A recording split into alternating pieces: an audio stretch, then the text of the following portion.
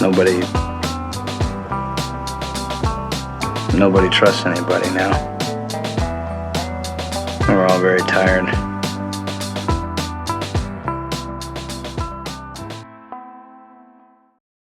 We're live. Hello. Yeah, we're live. Hello. Welcome to the first ever episode of the Hate to Interrupt podcast, the only podcast that interrupts your busy ass life with hate speech and shitty opinions. I'm your host, Timmy from Tim Jong-un Productions, and I'm here with two other fellow weebs. Who else is here? I'm not a weeb, and I'm Nick, but I'm the first of two Nicks, VHS guy Nick.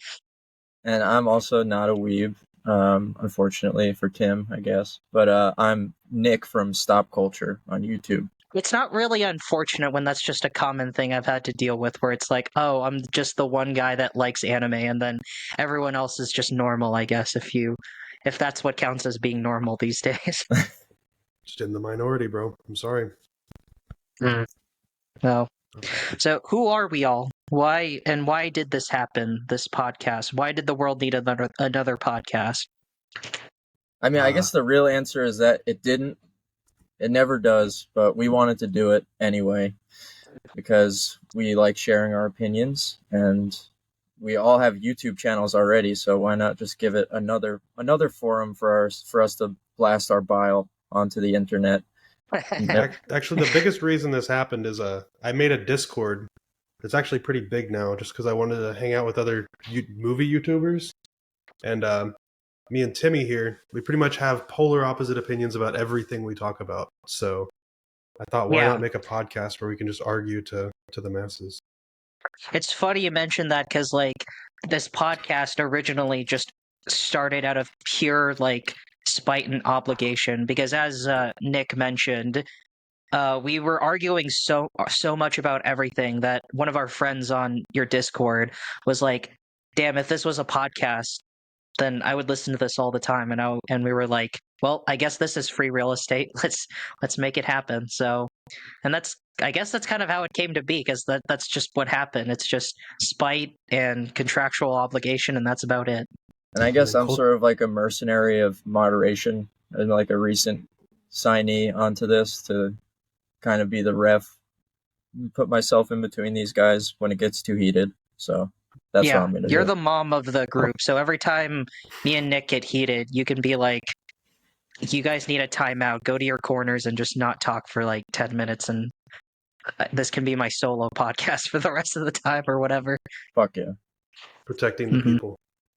Like that, man. So, for the first episode, we wanted to just kind of generally get our feet wet by talking about some of our, I guess, favorite, just movies. I think we should just talk about movies that we felt strongly about this year. It doesn't necessarily have to be movies that we loved, because I think you get a lot of just anything we've seen this year. I mean, because I just haven't seen that many things. Nothing's looked that interesting to me for the most part.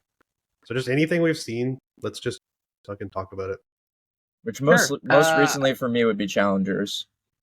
I have also. I actually watched it yesterday in preparation for this. So yeah, and I'm kind of at fault for that, because I mentioned that Challengers is my current favorite movie of the year so far. So, but I'm sure that's about to change once over Dune 2.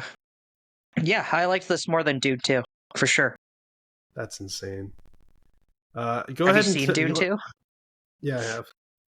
Okay, I was like, it would be funny if you were like, "That's insane to say it's better than Dune 2. Haven't seen it." Like, no, I watched it opening weekend, but okay. So can y'all explain to me why you liked Challengers? I guess I don't know if Nick liked Challengers. Did you like Challengers?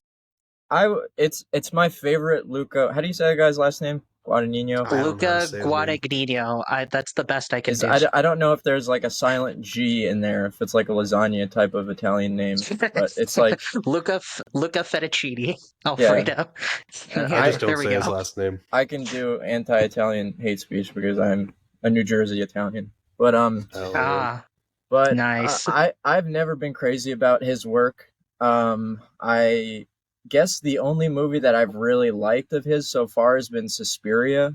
So before I saw Challengers, anyway, that's how I felt. I think Challengers is my favorite movie of his. I don't really understand the hype. I think it has like kind of a Saltburn effect going on, where the people, people on TikTok Oh, see like a gross! No, see a God, super no. horny they see a super It horny really movie. does though. Like the three-way kiss scene, that's literally just clickbait. It's It literally is. That just a was like fucking one movie scene. That clickbait. was like one scene in the But that's whole the only film. thing you Like fucking there's see no, but anywhere. no. But there's more to it than that. Like I Of think it's course, there's really more unfair to to it. compare. It's really unfair to compare this to fucking Saltburn because Saltburn is literally just TikTok clickbait the movie. It's just, wow, isn't sex crazy? And then that's it for 2.5 hours. Like there's literally nothing else to it. Like here, like in I this liked film, there's like Saltburn actual meat and Challengers. really, I fucking hated Saltburn. But I I also could not stand that film. I haven't seen the Suspiria remake, but I actually really really liked Call Me by Your Name. I've watched it quite a few times, and like I didn't expect to like that movie, but I actually really really enjoy it. So I was going into this a little bit more like excited. I I'll I don't know. I felt similarly about Call Me by Your Name, that it was pretty overhyped. I didn't necessarily.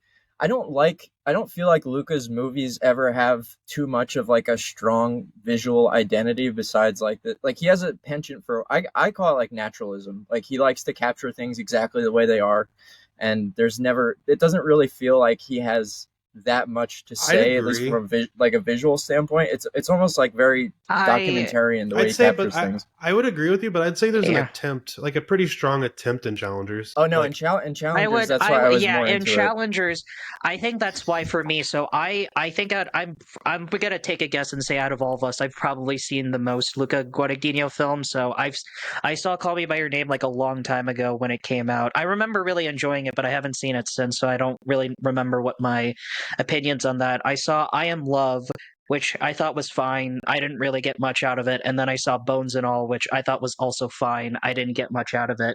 So, like, for me, Luca Guadagnino is a director that I really respect, but there hasn't really been a film from his that like really like speaks to me, which is why I quite enjoyed this one because this one is like the first one for me where I was like, oh shit, this like movie fucks, because like I think like from a visual perspective this movie is just offering so much to me that I was just like, damn, I wouldn't mind if I just like sat in the theater just to wait for the next showing just so I could see like this movie again, at least like from a visual perspective, because like the last like 30 so minutes of the film I think are just incredible, like visually. Like there's a lot of really awesome like camera work and cinematography that I just like sat there and I go like, I don't know how you pulled that off, and I really hope I get to see like a behind the scenes like showing or something where like you showed off some of the, because there were some shots that were like really visually impressive and they were really catching me, and then like the music that accompanies it from Trent Reznor and Atticus Ross, fucking phenomenal. Like I did not think house music would work so well for a tennis movie,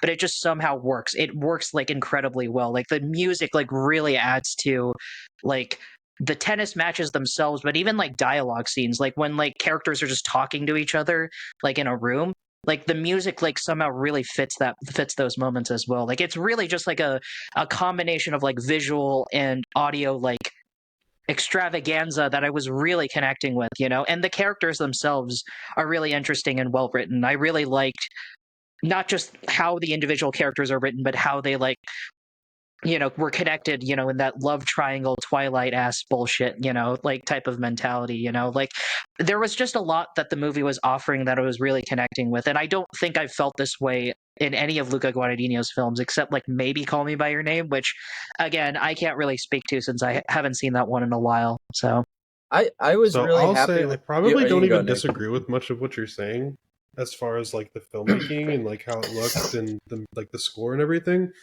The biggest sure. thing for me, like, because I really liked like the Patrick and Art character. I think they were like really, really well acted and like well written.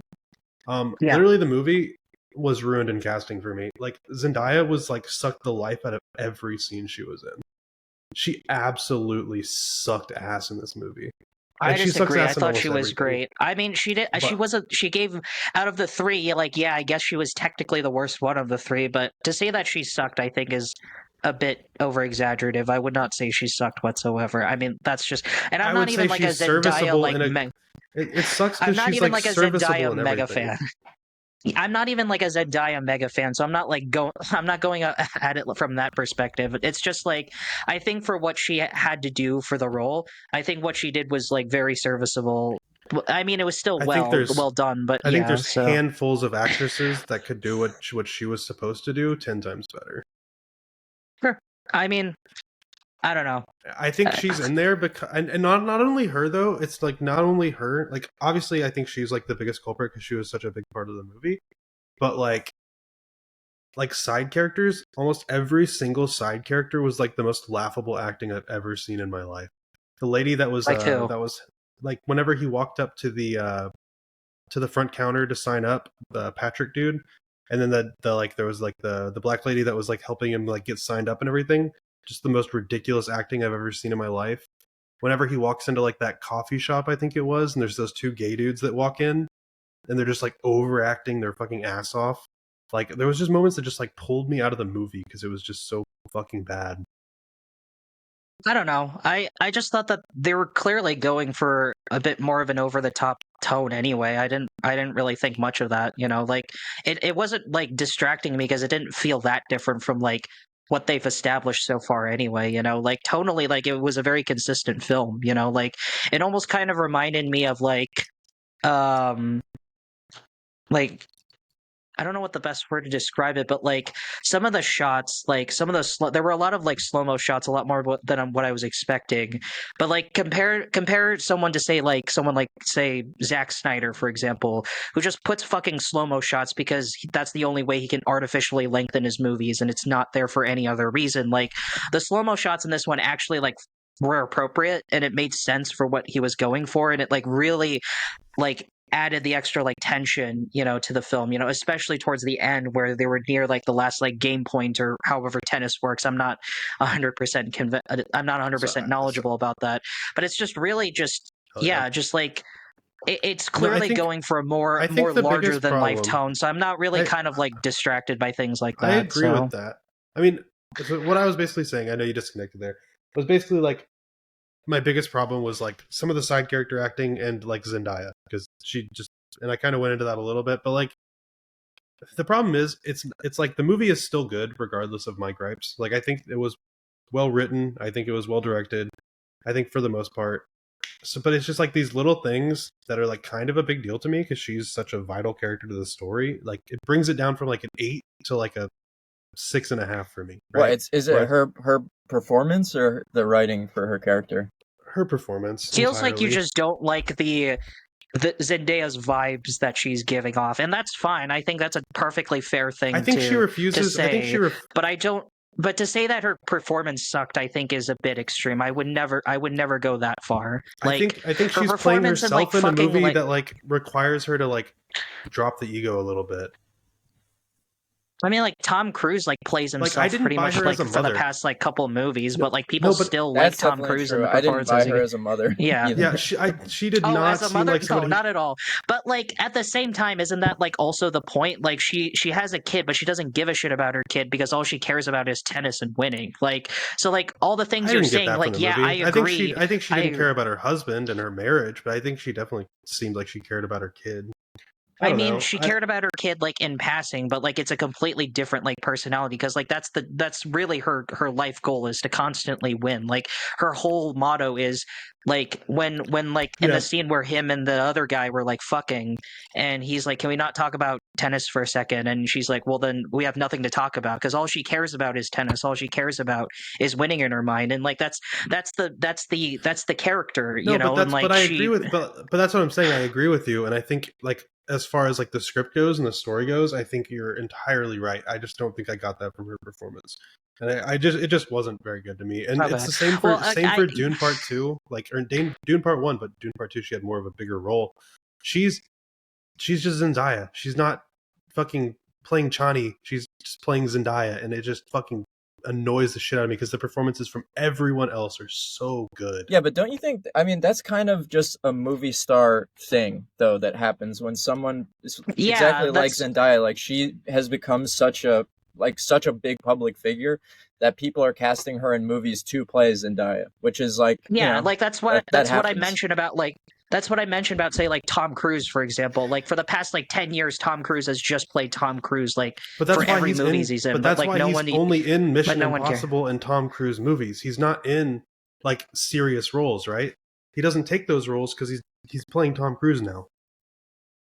Yeah, but like you got to keep Like in the mind last that one like I would say people is have like their American things. Made. No, Which he was just playing Tom Cruise in that one too. that's what I'm Let's saying. be No, I'm real. saying he was just playing Tom Cruise in that movie, but he hasn't done one since like what was that 2014?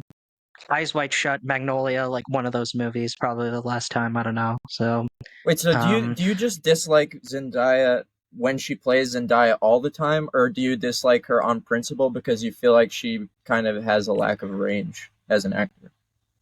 I think she has a lack of range as an actress, and I haven't seen her show though. Maybe I would like a Euphoria. I don't know. I haven't seen But Euphoria, so You'd probably apparently have she's the very you'd have the good. same. I mean, yeah, I think she's good in everything, but she definitely does. Or I don't know if she doesn't have range, or at least she hasn't been given a chance to showcase it yet. Which I think but I think actually she was given a chance in Challengers. I think that like, you know what I mean? I would Yeah, say well, she's appropriate. She's appropriate. She was appropriate for the like. I'm not gonna like again. I I'm not think disagreeing with any of you guys. I'm not gonna pretend like oh she was the greatest actress in the world. But I'm saying she was appropriate for the role. Like it just I wouldn't wasn't say she's a bad transformative. performer. It's not a But here's the thing. transformative Well, it's performance. not even just transformative because like the dude who played Patrick, like he actually impressed me. Like I will go and like watch a movie that he's in again. Like I Blonde was one? Is he specific. the blonde one or No, the? not the blonde one. No, The dark he's haired one. the dark hair one. Okay. If he Patrick is the that dark hair actor, one, and Art is the blonde one. Yeah. like I would go like he did such a good job in that movie. Like even though I didn't really like the movie, that next time he's in something, I will go watch it just because I want to see him again. Like if for somebody that's so popular like Zendaya, I would expect a performance like that from her at some point, and I just haven't seen it. I mean, popularity doesn't mean anything. Like The Rock is like the biggest movie star in the world, and he has given literally the same performance since like forever. So Yeah, and I would complain the same about The Rock if he was in a serious film, right? But he doesn't take I serious mean, films he either, has really. been, but he's awful in them. Like I don't know if you guys seen Southland Tales. He gives an incredibly terrible performance. Like he's easily the worst part of the entire film. Southland Tales is just kind of a bad movie, though, in general, regardless of The Rock. But yeah, I agree. Yeah, no, I completely agree. I 100% agree. But you'd be surprised how many pretentious douchebags whose heads are far up their ass will defend that movie to their dying day. So Well, like there's movies like anything goes these days. what's the Runaway? Like I'll watch that just because it's fucking silly and goofy and entertaining. I like Sean William Scott. Okay, Like- let me ask that. I don't mean to like transition away from the challengers, but I have to ask this question. Do you guys like? Is there a movie starring The Rock that you can genuinely say is like not terrible, like not shit? Okay, not even that, not mid, Like genuinely like good. an You're saying? actual, like a genuinely actually good like movie starring The Rock. I'd have Wasn't to he look in? it up, man. I don't was think in, you can name one. Wasn't he in Jumanji, the remake? That wasn't a The good what movie. That's remake? not a good movie. It's not a No, good that's not a movie. good movie. It's not a good movie. But Yeah. but his. All right, what yeah, remake? so this doesn't answer your question, Jumanji, but I Oh. thought The Rock as like a plug and play movie star was like very applicable to that movie. I thought he was fitting in that role. He did well So there. yeah, I mean, I mean, I I think he's guess. fine in it. But But again, okay, that doesn't Ballers, answer Ballers, your question. You know So. that again, like that still doesn't answer my question. Like name me a movie with The Rock that's like actually Okay. good. That's like You're gonna not completely mediocre disagree or with me. serviceable. You're going to completely disagree with me. I think Pain and Gain is a genuinely good movie. I haven't I seen that. 100% disagree with you. Fuck I know off. you do. No. I know you do. Yeah. That's the But thing. We don't I agree. think Yeah. Pain and Gain is a genuinely good movie. I think Michael Bay had something on his hands there. Everyone says that, and I just can't agree with that. And I'm like one of the biggest like Michael Bay stans in the sense that like I respect that he's a visionary genius that doesn't No, make he's in- good movies. The Rock isn't in any good movies except for Pain and Gain. I'm I just looked I'm through not his whole familiar IMDb. enough with his filmography to say. But I Either way. think to say he's But not in yeah, like, you entertaining can't- films is stupid. I think to say he's not in good like movies, sure. you can't tell me like, oh, The Tooth Fairy is an incredible movie, or like I Red could probably Notice is watch an that incredible movie and be Like, entertained. but again, that doesn't answer my question. Like, entertaining It's not is a fine, good but movie. entertaining is not the same thing as good. You know, like Baywatch could be entertaining, but I'm not going to pretend that Baywatch is like a good movie or anything. You know. But I So- think that the average person is more so looking towards what's entertaining. I mean, the public then is spoken on The Rock. He's like isn't he one of the highest paid actors in he Hollywood? makes He, so much fucking I money. think according to yeah, most people, he makes good movies, I think. Or at least Yeah, I think the entertaining average movies. person would say he makes good movies. I would say he makes entertaining movies sometimes. Yeah. I would never say Did he you makes guys like good Black movies, Adam? Or if you saw no, that Black one? Adam was I absolute didn't- dog shit. See, I have a thing. I have a thing against The Rock. I don't know what it is. I have He's yet too to like. handsome, bro. Maybe I don't know, but I haven't ever like seen a movie that he's in, which I guess kind of is in support of Tim's point that I have been that interested in watching. But Yeah. I'm not So a for good. me, I'm not a here's good. the thing. I don't think any of us are like a good barometer for what the general public likes. Yeah, because so. we're all pretentious fair. douchebags. So like Yeah. we're not gonna I would represent say- the people, I wouldn't the say I'm average worker, pretentious. man. Maybe I am. I don't know. But I think Jason Statham kind of fills that void of like what people want from The Rock, and I just kind of stay away from The Rock movies generally. Like, did y'all see Jason Beekeeper? Statham. Yeah, I have. It was bad. I did not like it. I loved it, bro. It was so fucking stupid, man. But How here's the many times thing, did they like, say Jason- Beekeeper in that movie? Jason Statham, like I can name at least one good movie starring Jason Statham, which is Crank. And I can't say the same about The Rock. I can name 0 good movies starring The Rock. I'll argue that I don't know if every you guys have movie that seen Jason Crank. Statham's in is I gotta good. look up The Rock's filmography real quick to see if I just Okay. did. It's nothing to be too impressed by. Well, but I was going to mention one other thing, which is like it What seems about- wait, like what the about general Moana? idea. Moana was pretty good. Oh, Moana was um, fine. it was fine. His singing yeah. was ass. His singing was ass. He was the worst. He had the worst song in the whole film. Oh, the Nothing Scorpion to say King. Except the Scorpion King is so bad, bro. I've actually never seen the Scorpion King or any of the Mummy films. Now that I think about it, I'd watch them. Scorpion King 2: Rise of a Warrior, specifically on Blu-ray. Wait, was The Rock in Shazam, like the first one, as Black Adam? no, he wasn't.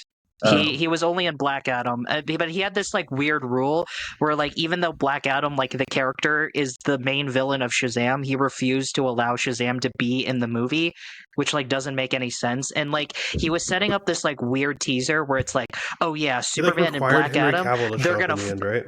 yeah, they were like, oh yeah, Superman and Black Adam, they're gonna fight each other in the next movie. But then the next movie never happened, so it's fucking pointless. And also, it That doesn't movie make was any sense because fucking why dog would shit. Superman fight Black Adam? Like, if Black Adam is Shazam's main villain, like it doesn't make any sense. Dude, I don't fucking know. That He movie probably was just fucking he wanted the sucked. juice of having Superman in his movies, and he knows that nobody really cares about Shazam, so he's like, no, we got Well, to he's get a Henry Yeah. good, he's Cavill a in good this. hype man. I think he was just like he like overplayed his hand. Like he's like usually pretty good at like selling his shit on social media, and I think people just saw through it that time. Well, I I guess. think Dave Bautista and even John Cena really have kind of they've fulfilled the promise of what The Rock was supposed to give to Hollywood. You know, like Dave Bautista's like I an don't know if I actual good agree. actor. Yeah, I don't know Dave if I Bautista's like agree an on actual John good Cena. actor. I love John Cena, but I would not say he's shown us any range. Dave Bautista is John actually like Ce- a solid actor. John Cena like better fulfills like the movie star. Like I agree with what other Nick is saying.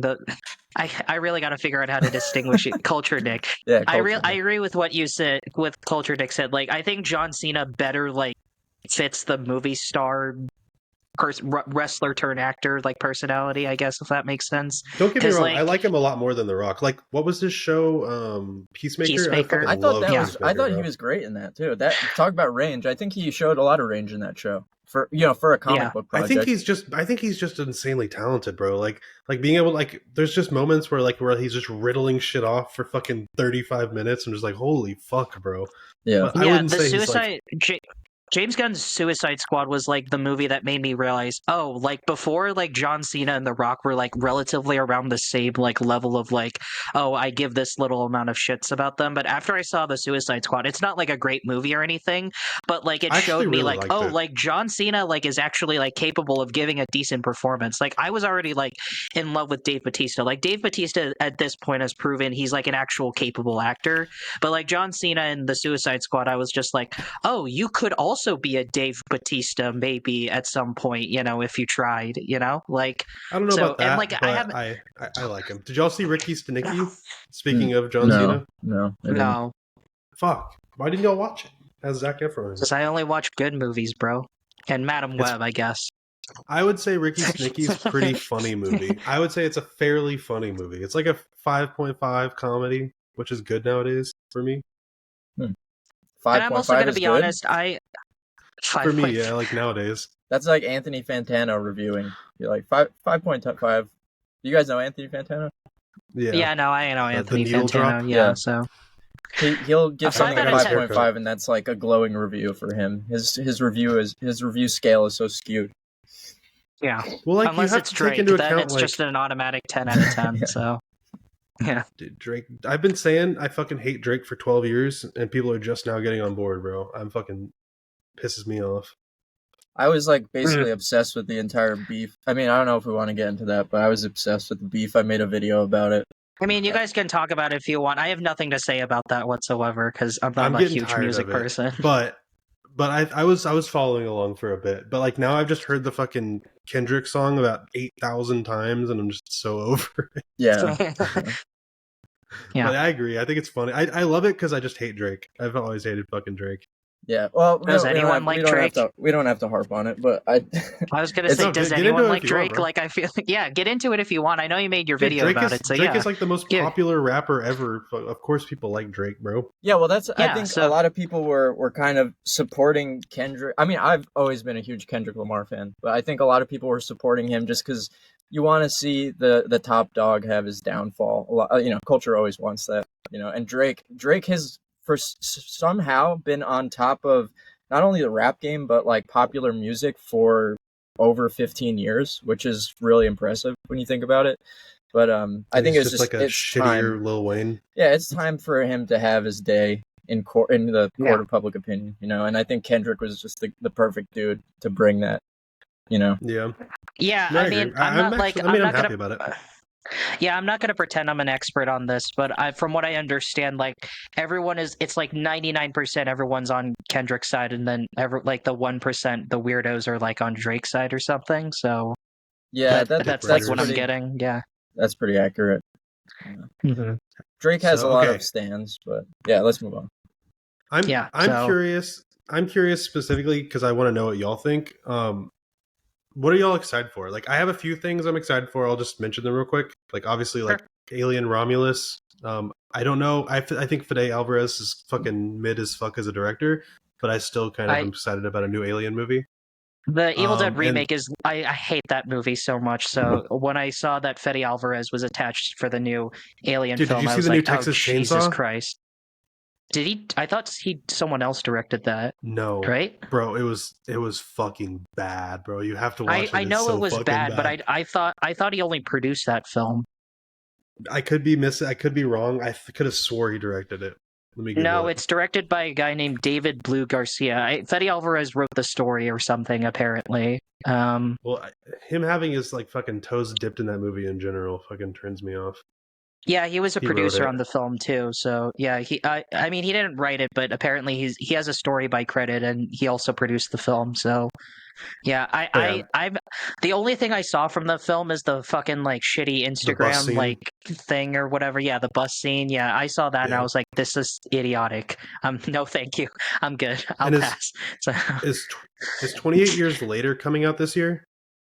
Not for a while. Apparently, I mean, they're still like casting people in that movie. Apparently, so it's really? not even it's like not even in production. soon. Yeah. So I just saw something about it and I got fucking excited.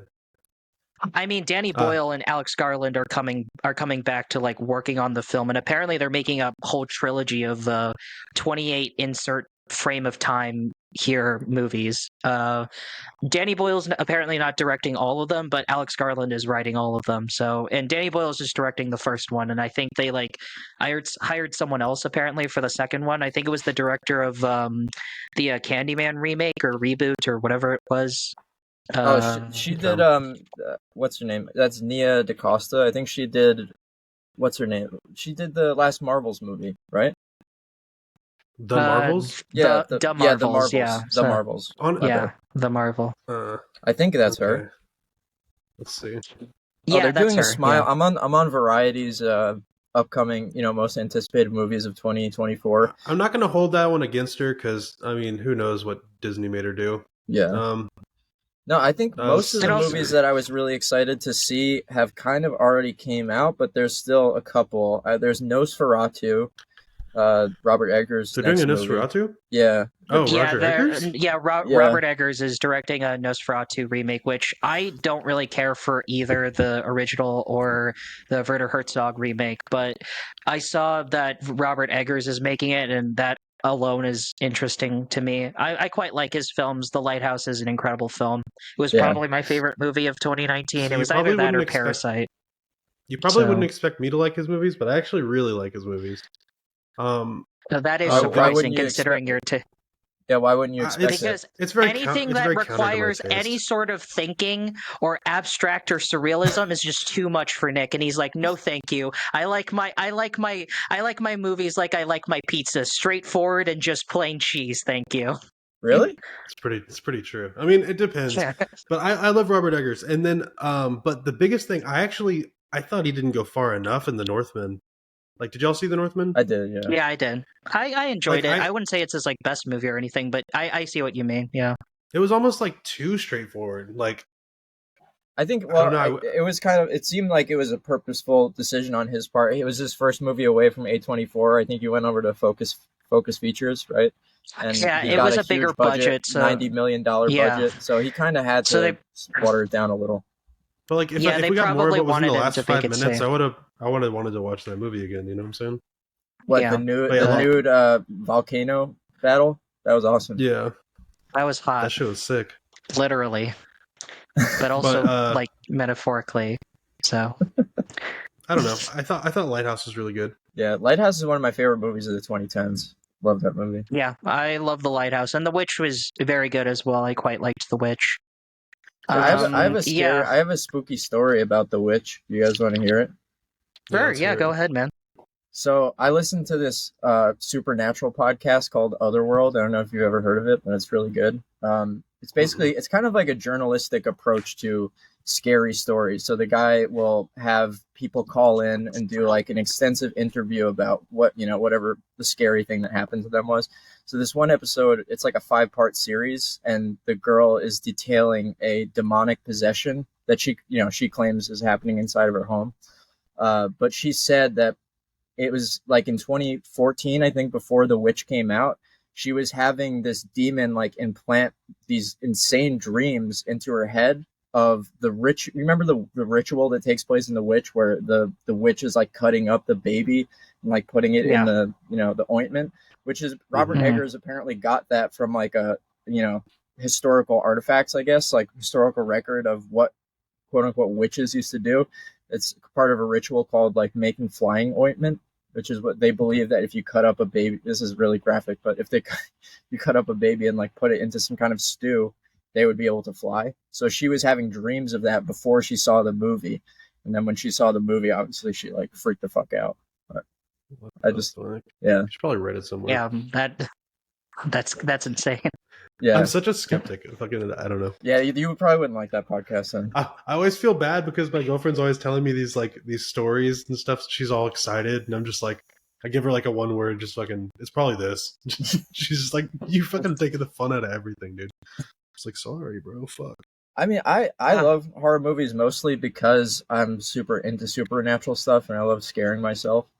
I honestly, this is a hot take. I really believe that watching horror movies all the time kind of like opens you up to not like fucking demonic possession or something, but I do think it opens you up to having supernatural occurrences happen inside your home. Like power, like willpower and stuff. Power of Really, I feel like power of positive thinking, but power of negative thinking. Like you kind of manifest things that you're watching and consuming and thinking about. I feel like the think that you're opposite, more just likely like to assume normal things are not normal things.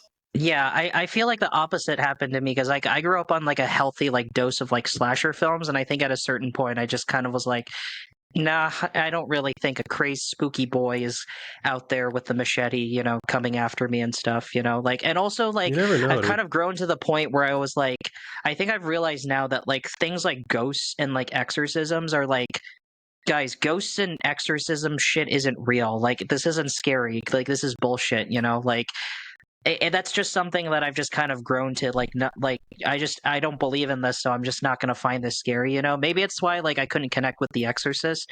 I saw it for the first time like around like Halloween last year, and it was fine. It was decent. It was okay, but I didn't think anything was particularly scary or frightening about the film. But that's I just grew me. up more like religious, and I think back when I was younger, I think exorcism things were like some of the more scary stuff. Like the exorcism of Emily Rose. I watched that movie when I was a kid. That shit fucked me up, dude.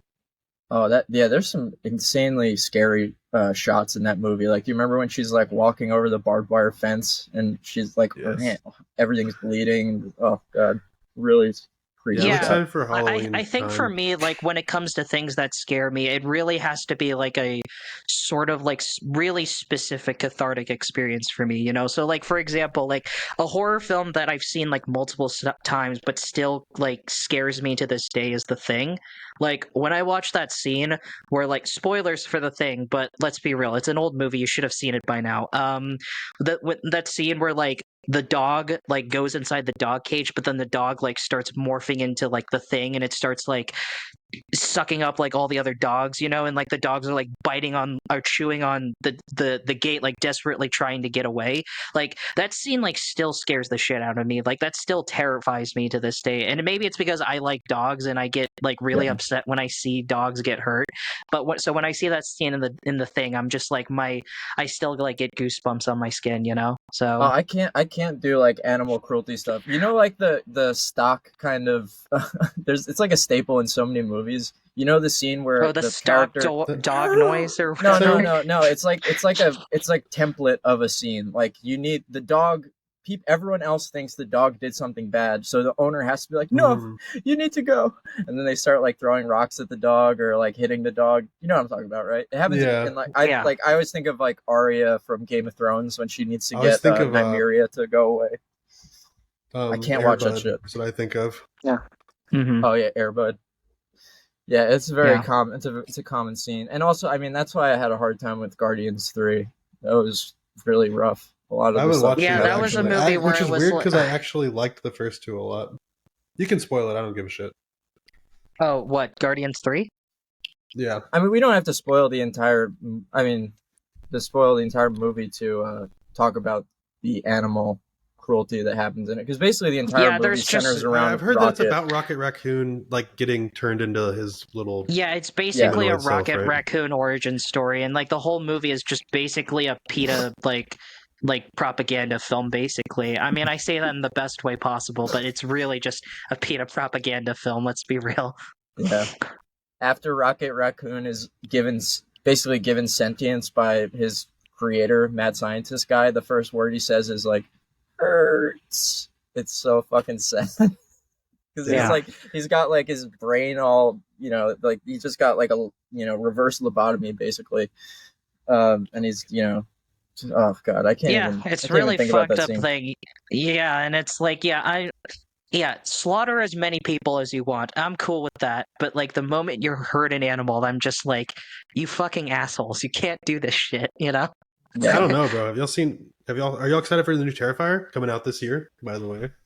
I haven't seen the first two. I've seen like marketing stuff for those movies. Are they good? Terrifier movies? Okay, the first Terrifier is not good. I'm gonna be honest with you. People fucking stroke it off super hard. It's not that good. The second one is literally like everything the first Terrifier movie wishes it did.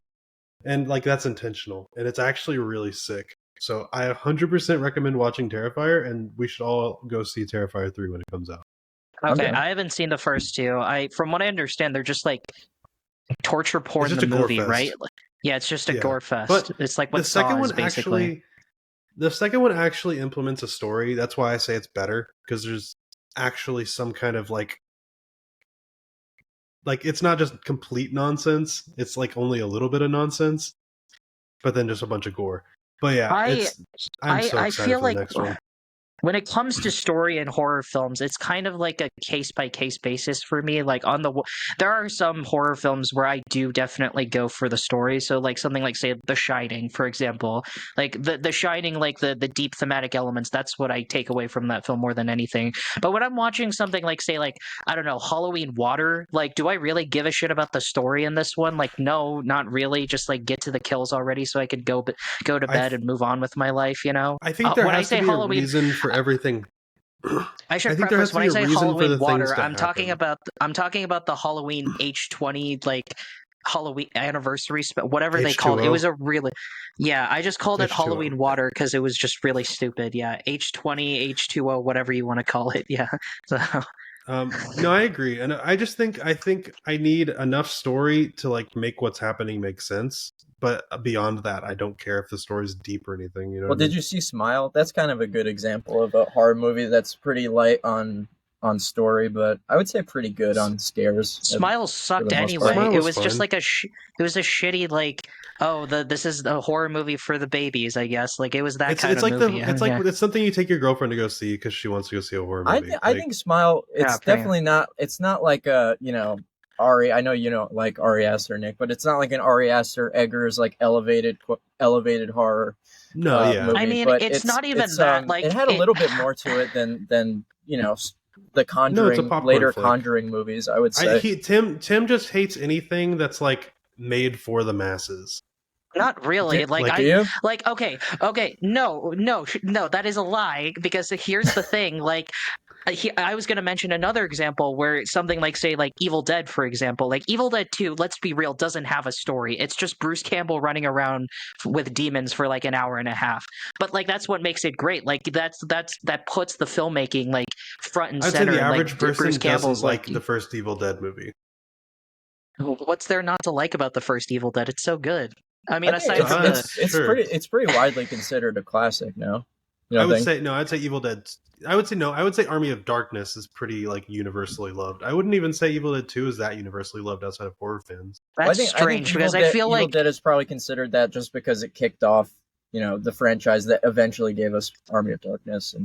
And I will say that I do actually like, if you want to call it normie horror films, because I mean, I still quite like some of those earlier slasher films, like Nightmare on Elm Street is really great. I really love New Nightmare. That's probably my favorite Nightmare on Elm Street film. I really like that one. The original like Halloween Dream is Warriors. great. I really like that one. Dream Warriors is good, but I like New Nightmare more. I think the problem for me for Smile is I think Talk to Me came out pretty close after, and I think it just did everything that Smile did better. I think Smile.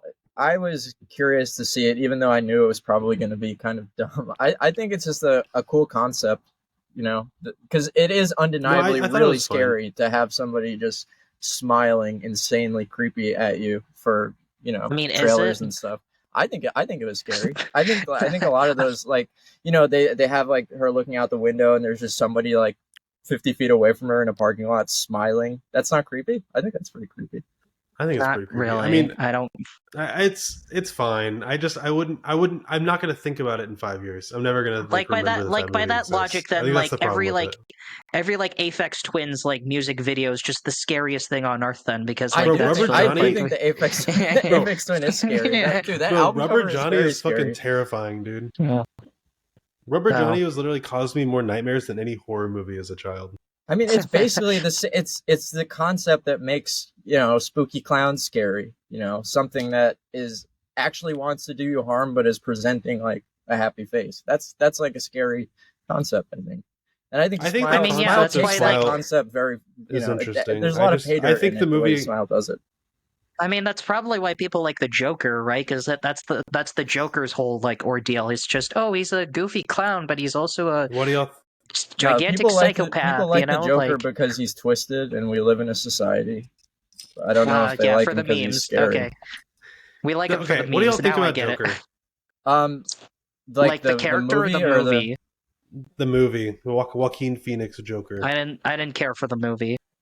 I think it was really interesting. I think the fact that we went from, I mean, the last Nolan Batman film came out 7 years before that, which was basically, oh, we're going to have basically like uncritically going to have this like billionaire playboy guy just going out and beating petty criminals up on the street, to 7 years later we're going to have his historical arch nemesis in like a class war movie that's kind of like dressed up as a comic book movie. I thought at least culturally it was a pretty interesting thing, interesting development for Hollywood to make that, and it definitely kind of holds a mirror up to where people's politics have been going in the past couple of years. I guess because if now I it's had almost never- it's impossible to make a Batman movie without interrogating that a little bit, because I they think did it in the the Matt Reeves one a little bit.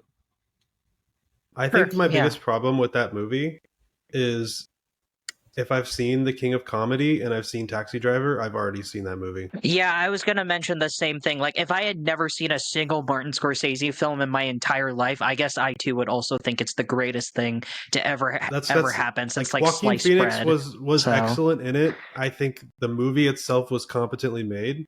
I just think everything that's been done in that movie has been done better already. Yeah, No, if that's Joaquin of Phoenix, course true.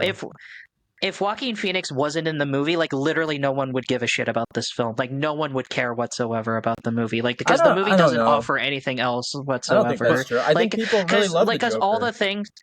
all the things that you were mentioning about like the class warfare stuff, like Parasite came out the same year and did these exact same themes, but like in a way that's way more interesting and way more no, compelling. actually really of course, true. but it's the difference is Joker was seen by so many more people than Parasite.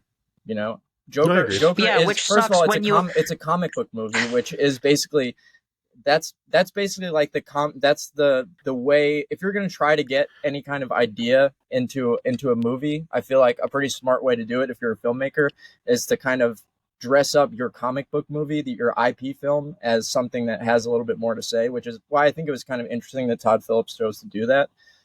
I guess you could look at it as a cop out if you want to, but I think it was kind of like a guerrilla warfare way of introducing his politics into a Joker movie, which is not really, the forum you would expect to see them. But I appreciated that about maybe it. I'm just a cynical asshole, but I just feel like I understand what you're saying, but maybe it's just because I'm a cynical asshole. But I think the fact that you're forced to like take this random DC character that everyone just happens to know and love to make the movie you actually want to make is just really sad. And like it's the saddest state of like the current film industry, where it's like we can't really express the ideas and artistic ambitions that we have unless we slap some like really famous like character also- from like I blockbusters agree that with like that, but people also- will know and recognize. I agree with that, but I also think had that movie come out and it wasn't a Joker movie, it wouldn't have done well. Oh yeah, I know for sure. Like Joker being in the movie is why it made $1 billion at the box office. Like I'm not gonna deny that, But like I think people would have called it for what it was if it did come out. Like it would have just been like some Amazon Studios produced fucking Scorsese knockoff. Like it would have just done horrible. I mean, that's what it already is anyway. Yeah. No, I agree, but like I think Culture Nick's not wrong though about anything he's saying. I just think I think me and you see that as more of a negative than a positive. No, I mean, don't get me. I think, of course, I should mention. it's I'm a not negative. disagreeing with you at all, Culture Nick. I'm just saying, like, it just sucks that it has to be this way.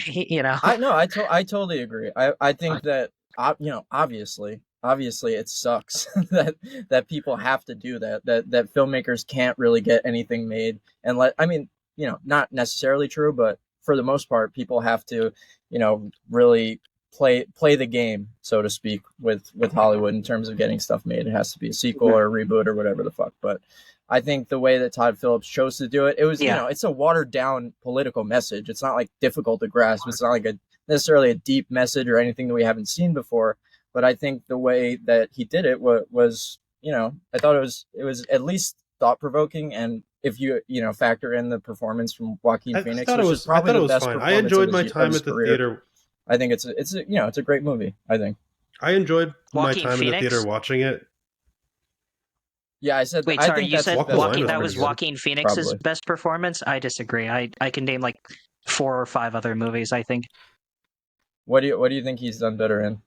Maybe The Master. Oh, The That was Master. Yeah, The Master, for example. I think he gives a really amazing You Were Never performance. Here. Yeah. You Were Never Really I Here didn't was pretty see good. that one. Let me look at his filmography. I know for sure I can He's name been in a better lot ones. of good stuff. Her, I think he gives Walk a the much Line better was good. performance Her was in good. Her, much better. Yeah. I wouldn't Joker's say like it's better. like his I would loudest say performance. I think his Joker. You know. I would say the You were Joker's never good. really, A good performance. you were never really here. I think he gave a better performance in that one. I don't think like movie's like amazing, but I think like his performance in You Were Never Really Here was really great. So anyway, I was gonna mention that not Joker, the other better political movie that came out that year, Parasite. So the director of that of Parasite, Bong Joon-ho, who's one of my favorite filmmakers of all time, had a movie coming out this year that was my most anticipated movie of 2024, but then they moved it to 2025. So I'm just like, well, I guess go fuck myself, I guess. Like, cause like I was so hyped for it, you know, like, it's Bong Joon-ho and it had an all-star cast with like Robert Pattinson in the lead role and stuff. So, and now it's just like, all right, great. I guess I have my other ones to fall back on. Cause really, like when I think about the movies I'm Mickey excited for, 17. it's Oh, it has in Robert Mickey Pattinson 17. in it? Yeah, it has Robert I haven't- Pattinson in it. So at this point, like when I'm Interesting. thinking about the movies that I'm really like hyped to see, it's really just like, oh, is the director attached to it like someone I really like? So for example, like Furiosa, I'm actually really excited for Furiosa because I really like George Miller. I think Mad Max Fury Road is like one of the best modern action movies we've gotten recently.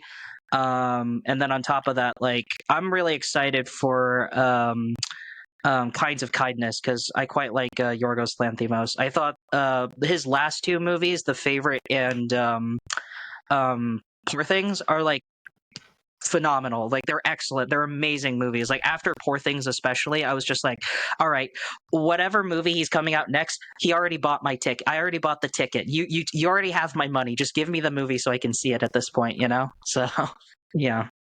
I don't hate him as much as I hate Ari Aster, but I hate him pretty much. I should go through and watch all his movies at some point. Wait, We you can have a cut Tim. conversation You about cut. him. We're talking about Yorgos now. Oh, I was just mentioning that He his has a- new movie coming out this year, Kinds of Kindness, is also like one of my most anticipated movies of 2024. It's like And it's I like was an just anthology mentioning, like, movie, right? I from heard what it was I like a collection understand, of yeah, short and films.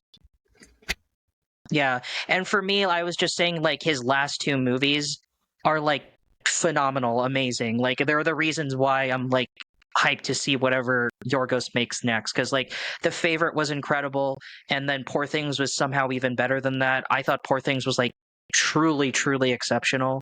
I don't know if you saw Poor Things at all, but I did. I love. it was my Poor second Things. favorite movie of that year. Yeah, I thought Poor Things was amazing. Yeah, I so haven't there watched you it yet. go. I'll watch it. Mhm. You might So, not like it. It's a yeah, it's a and bit then of a like I thinky guess movie. like another. It's kind of like a. It's a lot. There's a lot of metaphor. I don't mind Yeah. thinking movies. It I requires just too many like, brain I'm cells. just- I'm just going off of what Tim said. I don't It's- know if you it's- actually feel that way. I just need to get a big and I'm list of memeing movies I too. fucking hate, so that you can understand what I don't like. But Yeah, and I'm just memeing at this point. So, and here's one other movie I'll mention real quick, and then yeah, VHS Nick can mention his movies. So there's one other movie. I don't know if it's coming out this year, but apparently it should be coming out. It's called The Actor, and the only reason I'm interested in watching it is because it's being directed by Duke Johnson, who co-directed Anomalisa with Charlie Kaufman. So when I saw his name attached to the movie, I was like, "Oh hell yeah, I'll watch this." So I don't know how well he's gonna do on his own without Charlie Kaufman, but I mean, if Anomalisa is any like sort of indicator of quality, then I'm sure the movie will be good, right? You know, like Yeah. I don't know. we'll see. I would watch anything from anybody in Charlie Kaufman's circle. He's one of my favorite writers and directors. Are we all Kaufmaniacs? I'm so happy to hear that. Yeah, I I do like put Synecdoche, New Yeah. York on my top 10 list. That's probably like I didn't make it in Oh order. yeah, you but, did. Yeah. But that's definitely like top 3 or top 5. It's great. Yeah, I love that movie as well. So. Wait, so let's Yeah. get into Dune 2 a little bit, because that's a movie. I mean, Okay. I basically built like the first 3 actually successful videos on my channel were about Dune 2. But now I'm just getting a bunch of hate comments because I because I misinterpreted something in Dune Messiah, and also I gave like the tiniest spoiler in the entire universe for the next book in the franchise, and I just get people calling me an asshole every day now. It's so annoying. But Oh anyway, no, you ruined my life. Yeah, I mean, it I just made a happens. comic Yeah. about. I mean, most of my videos are like unpopular opinions, so like I'm just so used to the hate comments at this point. yeah, I think like the common thing is that like no matter what movie you pick, if you shit on it, like everyone is just gonna flood your comment section with just like go fuck yourself. Because I remember when I made my video about the new Roadhouse film, there were like a weirdly so many people who were like defending the movie and telling me I was wrong, and I was just like, okay, like sorry, like I don't It's know like what I should do. if somebody you is know? defending Roadhouse to you, it's like your opinion means nothing. Your It is opinion means in fucking terms of nothing. like likes to dislike. It is one of my most divisive videos ever. It seems like every time I like make a video that like is either this is mid or this is shit. Like I get like I get the most like divisive like 50% like 50% dislike. It's like, is this just what happens? Like every time I dislike something, like is what I have to say that like unpopular? Like I don't know what to tell you. You know? yeah. But I think you Yeah, have I like like an Dune 2 a incisive lot. way of saying exactly what you don't like about. Like I watched the Roadhouse video that you made, and I mean, all your points are Uh-huh. great, and you lay them out well. But like you like, if to put it this way, like if the guy who is watching Roadhouse watched your video, he would be like, "Fuck this guy, man! Like, what does he have against me?" You know what I'm saying? Like, and I think people who like the movie might feel Yeah, that way too, which is you, not. It's not a bad thing. It's just, you do make it a little. you're good at You do make it a little criticizing. personal. You know? I guess. You kind of paint a picture of the people you're making fun of in the videos for sure. Yeah. Oh, So do they could I? probably take it offensively. That wasn't even intentional. I guess if I didn't intend to do that, but if that's what people got, then I'm sorry, I guess. So, but Well, Don't I be mean, sorry. It's fine. I think you just you don't really like pussyfoot around your opinions. You just like say what you think. Where I don't necessarily I don't do that. I feel like, I don't know, maybe it's like a cowardly thing to do, to not. I always like couch my criticisms in like, oh well, they probably meant to do this, or it just wasn't for me or whatever. But like, you're just like, no, this sucked.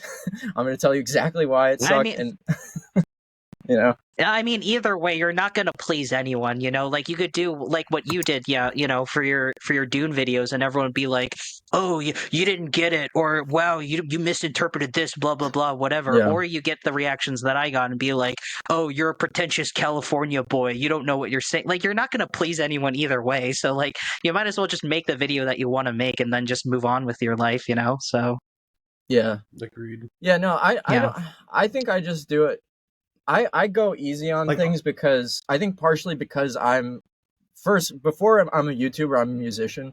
So like I am, I make art, I guess, for in my own time, and I know how difficult and how much it means to people, and I would hate to see somebody like cutting me down in that way. So I always like couch my stuff in any critiques I have personally. But I love watching content like yours where it's like it's more biting, it's more cutting. Like you don't have to hide, you don't have to couch anything because you're just like, no, this is what I think, I'm gonna say it. But I don't have that in me, I guess. But I think it's it's an interesting dynamic that you do, I think.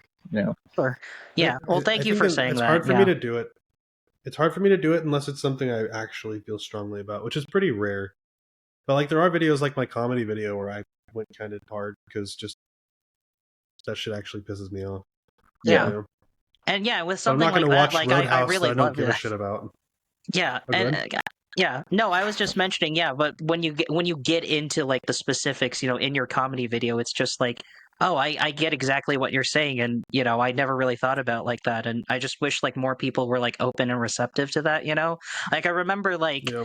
in your Drive video, for example, everyone was just like, shut up, nerd, like you don't know what you're talking about, that sort of like comments, and it's like you're not gonna please Yeah. anyone. The moment you include the words popular movie and then this sucks or I hate it or whatever, like you're automatically going to attract people who are just going to vehemently disagree with that no matter what, So, but at the same time, you could also turn that into a positive because the more people who leave shit like that, the more attention it gets, So it's kind of like a double-edged sword. So, Yeah. like I mean, I actually get- don't even mind the hate comments. Oh, neither do I. TBH. They're very entertaining. I'll just say that. So I only mind them when I know that they're right. Like if I could have done something better, and it's like, all right, I know. I only needed to see this once, and like, all right, I'll do it better on the next one. But the thing about YouTube is But then you just reply. no one knows that someone has already said it, really, unless they're gonna go read a bunch of comments. So it's like you just have to see the same critique every day, or not necessarily every day, but whenever it comes up, you're like, I know, I mean, fucked up, and I have to be reminded of it every day, If it's like one thing that you did though, like you could just pin one and reply. I did that. Like, oh yeah, I did that actually. yeah. Mm-hmm.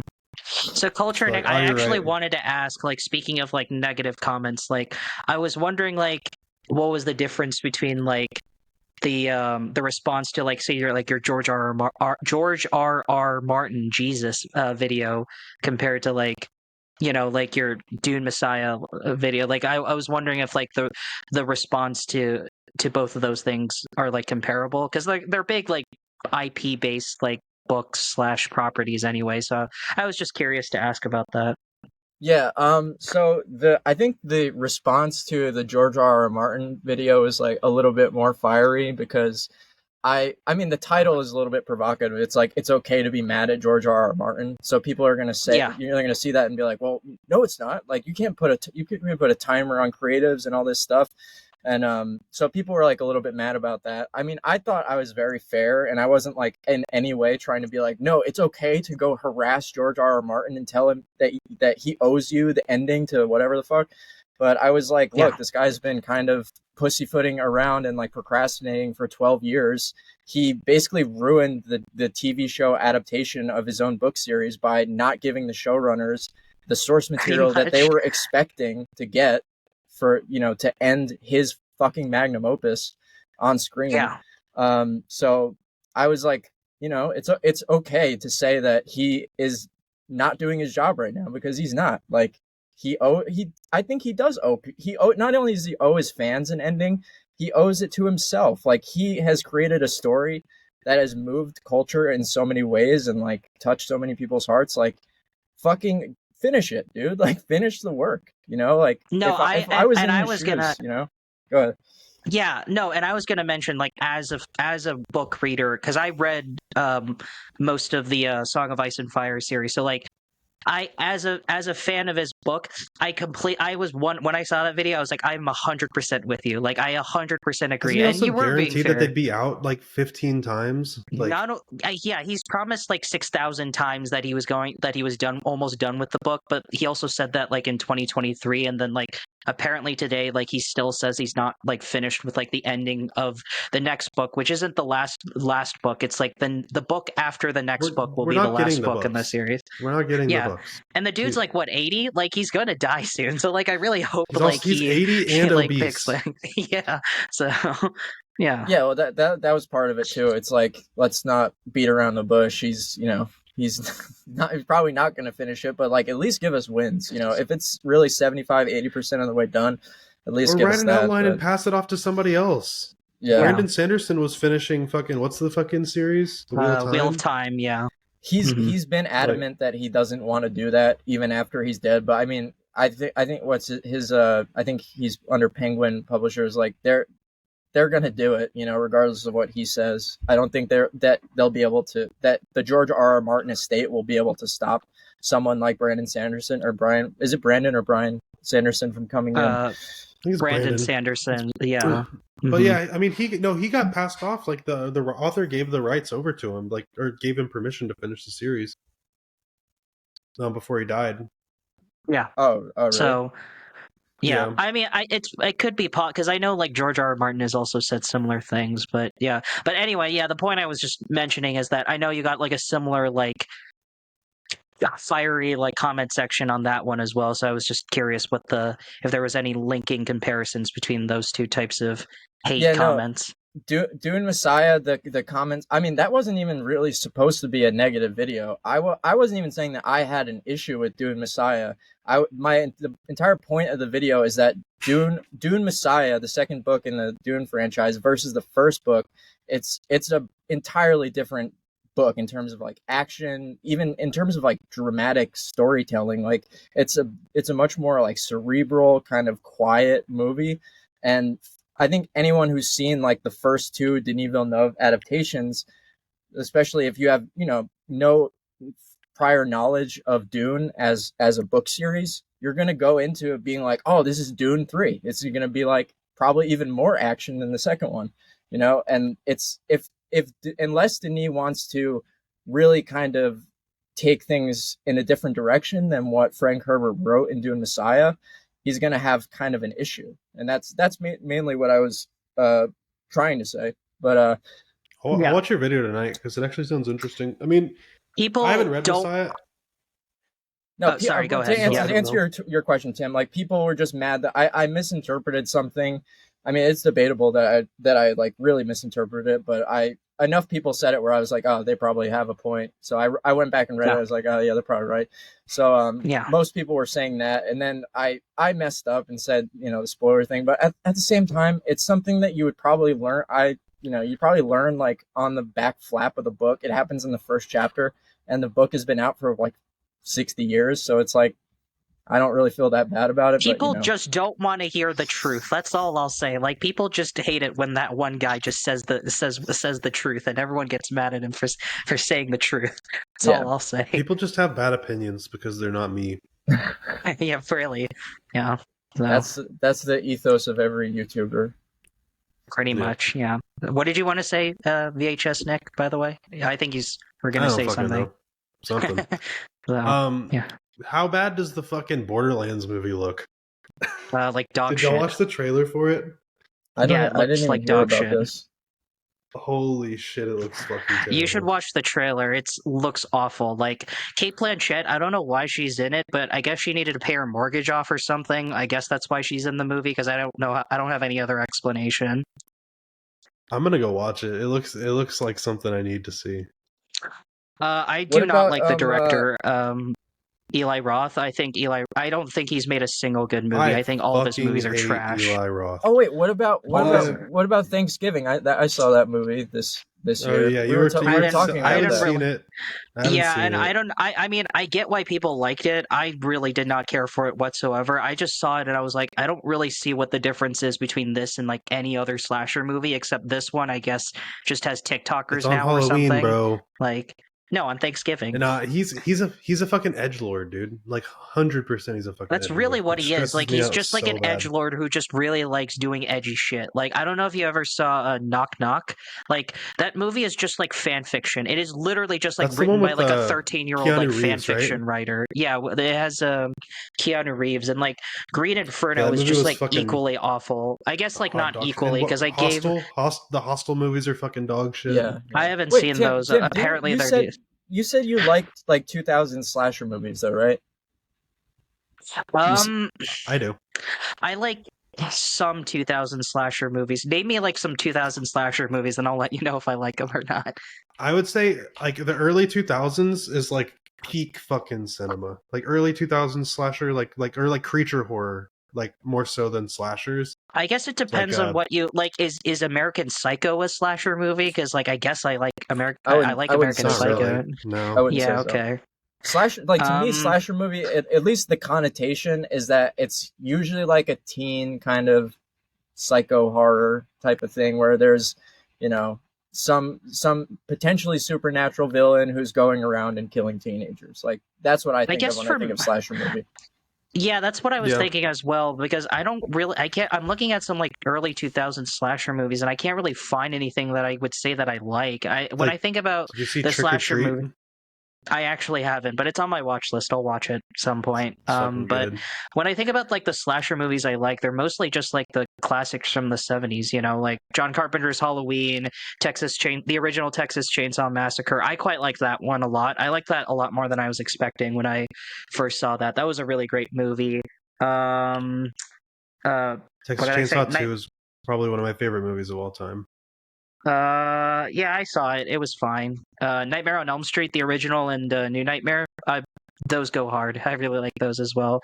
So yeah, like I like slasher movies as much as like any other like horror genre. It depends on how you do them. Like that's the most like specific thing. Like if there is a director who has a voice and like sees that vision through to the very end, and the final presentation is something that's well made and interesting, then yeah, I'll probably like it. I'm bound to like it, you know. Like I don't really go out of my way to seek bad movies unless it's like something that I'll make fun of and like have a good time like drinking with friends and making fun of, you know. Like Yeah, it's but not. don't you think Yeah. Thanksgiving was a satire? I mean, more than anything, more than a slasher movie, to me, it's a satire. I haven't seen it yet. Oh, yeah, sorry, but Tim, I mean, to me, it was a satire. It was basically like it was almost like scary movie level of being like a parody film I of wouldn't go slasher that movies. far. I wouldn't. I didn't get that impression at all from the movie. I will say that it is satirical in the sense that like I understood that the movie was like poking fun at like mass consumerism during the holidays or whatever. I guess I get that, but to say that it's like a satire on like on slasher movies in general, I would never go that far. I did not get that vibe whatsoever. I mean, I don't Um, know if I would say it's a satire, but it's a parody. I think it's like a spoof. It's basically it has all the visual markers of those early 2000s It sounds like it's slasher more of a movies. See, comedy like almost. It is. Like a It, you dark it can really never comedy. you is. can never you can never know with like Eli Roth because like he literally said the same fucking bullshit when he was describing like Green Honestly, Inferno. Like when Green Inferno was like, oh, it's a throwback to like the old like Italian weird like Italian cannibal movies or whatever. And I'm like, I mean, sure, but like it's also a piece of shit. Like that doesn't mean anything, you know. That doesn't save the movie for me, you know. Like I could I say think the only like me farting in front of a camera for 2 hours could be like a throwback to some like specific era of silent movie era history, but that doesn't make it like a good movie, you know. Like Damn, unless you I like think the only a good farting. silent movie things about farting would be very powerful. That would be... I think the only That- good things that Eli Roth has ever and will ever do are on accident. I don't know because I know Nick, you haven't seen Thanksgiving. I disagree with him. I need to watch it. I haven't seen Green Inferno in a long time, and I watched it when I was a kid, so I probably was like, oh, this is sick, but Oh I don't God, really why would you remember. do that to yourself? Why would you watch Green Inferno as a kid? That sounds Well, awful. I actually haven't seen I that movie watched like either. Hostel and a lot of his movies when I was younger, The Oh, Green okay. Inferno. but I think he was very purposeful about the comedy in Thanksgiving, and even just the camera angles, like the way he shot that movie, it really does. It was a very kind of respectfully satirical take on early 2000 slashers that I personally I'll was I'll into. give you this. I thought the first like the opening like 10 minutes, it was better than I expected. I was like, "Oh, this is kind of interesting. Like I like this." But then the rest of the movie is just generic like shitty slasher movie tropes like number 6700. Like I wasn't getting anything new out of this movie that I hadn't already gotten from like a number of other slasher films I saw when I was younger. Like, but I also recognize you have to keep in mind that I'm usually in the minority when it comes to this stuff. Like I understand that like a lot of people did like this movie like yourself, so like, you know, I'm disregard what I probably more have to likely say to if agree you with you, want. so I'll watch it and loop back. Yeah, I'm curious what you think, Nick. But this is Yeah. kind of an Mhm. interesting question to ask you guys to pose. How Sure. important is originality in, not necessarily originality in movies in general, but like specifically in movie narratives, like in script writing? If you've seen like, if you get annoyed, do Depends you on get the type annoyed of by movie. tropes that happen all the time, or does it just matter if the execution is done well or interestingly to Ooh, you? that Depends is on a the good type of movie for question. me. Yeah, I agree. Yeah, I was gonna say the same thing. It really kind of depends on the movie, you know, like Like if it's like a comedy, like I really don't care as long as the jokes land. It could be the same. It could be the same exact movie I've seen 10 years ago, as long as it's still funny, right? Yeah. Like horror, also I give it a little bit more leniency because like they could like literally they could remake the same movie 10 years apart, and as long as it's done well, I'll still enjoy it. yeah. It's like more so in serious like dramas or even like yeah, anything drama. I kind of want something new and refreshing generally, Yeah, Yeah. or at I least to like agree. feel it I think it's differently. this. It really depends on like the tone, really. Like if you like what VHS Nick was saying, if it's like a goofy comedy or something, and it's like, oh, remember like like Scream, for example. If like Scream, that's not a good. Well, maybe it is. I don't know. Like Scream, for example. Like, I mean, I don't like love Scream, but I will give it like props for like, oh, remember all the things you know about the slasher genre? Well, we're gonna subvert them and do a bunch of crazy shit. Like something like that. Like, yeah, I guess it's not 100% original, but like that's also what's charming about it and what I like about it. But then when you have like, say, like, I don't know, like dramas, for example, like going back to the Joker thing, like when I watch Joker, I all I can think is like, wow, if I had never seen a Scorsese movie ever in my life, then yeah, I probably think this is the greatest thing ever. But I have seen Scorsese movies before, and like this movie is just basically like diet Scorsese for like comic book nerds, and like I'm not getting much out of this that I haven't already experienced in any other movie, So it really kind of depends on like the type of movie and what they're trying to go for, So like, Yeah. but then you have people like Quentin Tarantino who are just like ripping people off like left and right, but like him ripping people off like is what creates new original like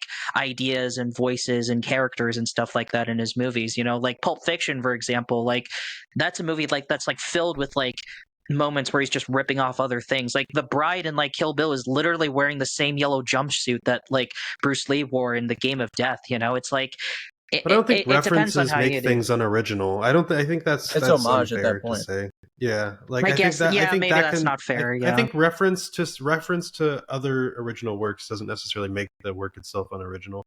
But also, like, there's also instances where like that you probably wouldn't expect me to care about originality that I kind of do in a certain different sense. Because like think about like Marvel movies, right? Like the last like 10 Marvel movies have all pretty much been the fucking same thing over and over and over again.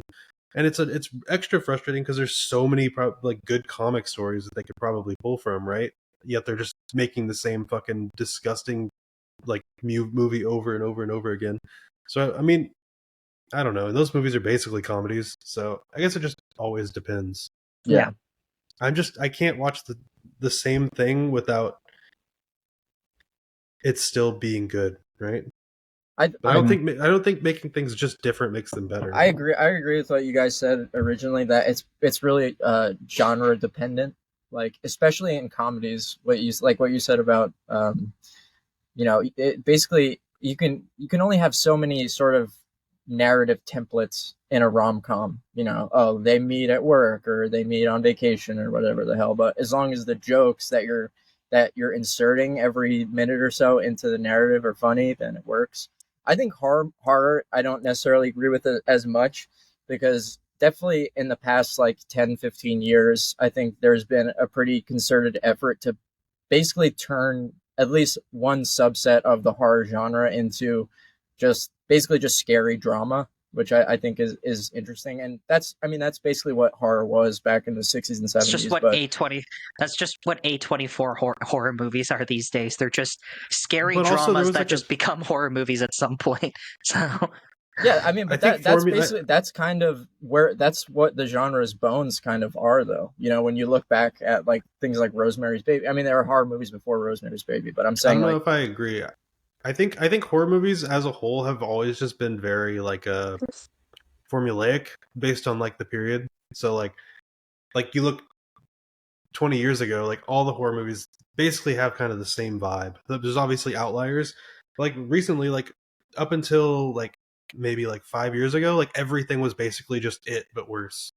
Yeah, right? I will say that like if we're gonna name a specific genre that like is really shitty when it comes to this, I think action movies are like the death of this, because like there's always that one action movie that is so good and makes so much money that like every single other studio attempts to rip that off by making like shitty subservient mid just cheap imitations, like like when Die Hard like was first released, there was like a slew of like shitty Die Hard ripoffs, like some of them even starring Bruce Willis and League of Super Pets.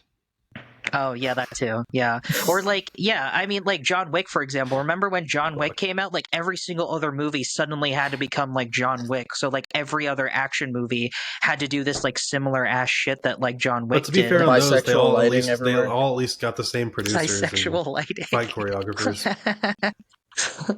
No, so it is very sexual lighting.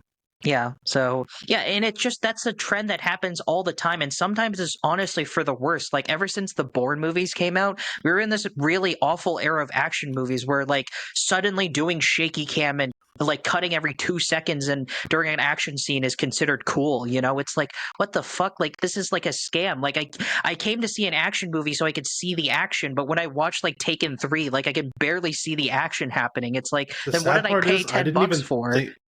The sad part is when I watched it when I was younger, I didn't even notice. Like I just watched it, but now going back, it's like borderline unwatchable. Yeah, I totally agree. I Yeah. didn't know what No. shaky cam was until like probably Chris Stuckman pointed it out to me in like 2010. I was like, oh, Yeah, wow. I was. Yeah, that video also was like, wow, most action movies suck. Like that was just my like conclusion coming from that. So, but Oh, yeah, we and should Yeah. actually I should don't. talk about the. Wait, you go on, Tim. I don't mean to return to a genre, I guess not genre, an art form that you guys aren't familiar with, but anime is also filled with this as well.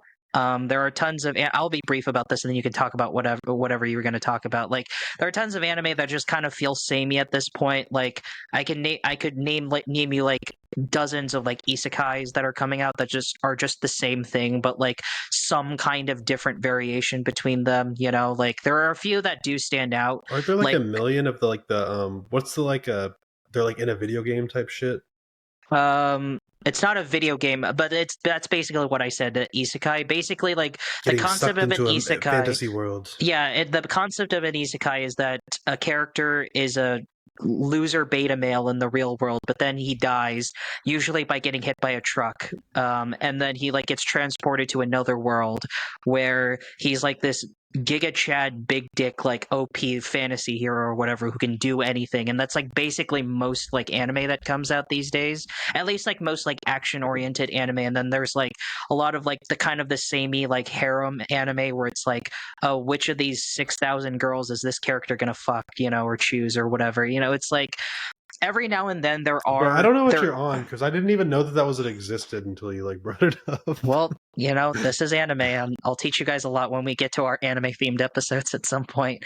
But every now and Jesus then there Christ. is like one or two or even three like great shows that come out during each anime season where I'm like, oh hell yeah, this is epic, this is awesome. You know, like My I brother's remember when big in anime, Chainsaw. always selling me on shit. I remember when Chainsaw Man came out, I was like, "Oh shit, this is hype." I mean, I was already a fan of the manga artist Tatsuki Fujimoto. I really like his stuff. So when Chainsaw came out, I was just like, "Yes, finally, some I like actually good watched the stuff." first 3 episodes of it recently, so I can finish that at some point. Yeah, Chainsaw Man was great. Oh. There's a show called Free Ren that came out not last season, the season before that. That was really great. I really enjoyed that one as well. You know, the sequels, the following seasons of shows that I've been enjoying, like Konosuba, quite enjoy. So like, it's not like there's like no good anime. There's obviously good anime coming out every season, but it's just like you gotta sit through all the samey bullshit before you can get to the actual good stuff, the cream of the crops, That's what my brother the says. He says he basically watches like fucking 8,000 animes and like 1 in 10 are actually good. yeah. I used to Um, watch every anime a season, but now I neither have the time nor the patience to do that anymore. So yeah. what's that something hotel show? Aren't all the people who watch that pedophiles? What hotel show? They're like animals in a hotel. Are you talking about Beastars? Ha- I don't know. Let me look it up. It's an anime? I don't. I've never seen Beastars, so I don't even know if that's what you're talking about. Has Been Hotel. Oh, that's not an anime, but I heard it was very It's cringe. not an anime. Yeah. I've heard that everybody who likes it touches children. So if anybody watches Whoa. that, What? please don't subscribe to the channel. Yeah, sorry. What were you saying, just kidding. Culture Nick, before I interrupted you with my weebiness? I was gonna talk about the are you guys aware of like the Chris Stuckman drama that went on. I think it's kind of old news, I guess, at this point. But I stopped watching him after he reviewed The Last Jedi. I haven't watched a single one of his videos. well, basically, like the whole thing going on with him. I don't know if you, Tim, are you aware of what I'm I talking know he's about? making a movie. Are you talking about like Right. when he refused to like talk shit about Madam Web, Yeah. and tried to Yeah. blame the fault on like everyone but the people working on the movie or something? Well, basically, what he did was during that review, it's kind of been a trend if you've been watching him for the past year or so since he got the I think his movie that he's making is mostly crowdfunded, but it seems to be like a pretty substantial production that has like at least some kind of legitimate backing Yeah, to I think it. it's been done for a while. Yeah, Yeah, it's I think he's premiering actually at filmed it. it's going to be premiering at Fantasia Fest, I think. So it's like it's pretty much done. So yeah, I'm trying to see if I can buy tickets so I can attend, or at least like contact my editor that I've been freelance writing, saying, "Hey, give me a copy of this movie so I can watch it." But yeah, the guy clearly has different priorities now. He clearly doesn't care about film critique anymore, and he wants to transition into filmmaking, and that's So fine. what did he That's actually totally do? fair. So he just wouldn't talk shit about Madam Well, Web? it's almost that he won't talk shit about any movie, but I think people started to notice it a lot when Madam Web came out because it was just like so universally hated by almost everyone. And when his review I came hate out, that he guy, was just like if I'm being honest. he was basically like, well, he just kind of danced around the subject a lot and wouldn't really say what he didn't like about it, and he was basically like, well, I think- I'm in the industry now, so I don't necessarily feel comfortable critiquing other people's stuff. And I mean, to be I fair, understand. I understand that point of view, honestly, because I get it, but I also, I don't know. That's still where he's making his money, right?